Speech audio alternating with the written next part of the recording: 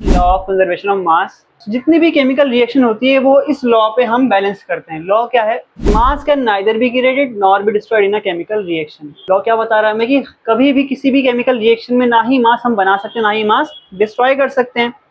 अब ऐसा बोला क्यों गया? जैसे मान लिया हमने एग्जांपल लिया यहाँ पे H2+O2 गिव्स H2O। लॉ के अकॉर्डिंग यहाँ पे एक ऑक्सीजन प्रोडक्ट की साइड कम हो गया है, ठीक है। तो अगर हम ये लॉ अप्लाई करते हैं तो हमें इस रिएक्शन को बैलेंस करना पड़ेगा।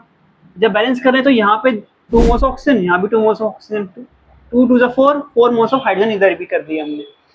अगर इसको अगर सही मानोगे आप तो ये लॉ गलत हो जाएगा, और इसको सही मानोगे तो अब आपका लॉ अप्लाइकेबल होता है। That means what? किसी भी रिएक्शन में अगर मास कम हो जाएगा तो law of conservation of mass खराब हो जाता है, ठीक है।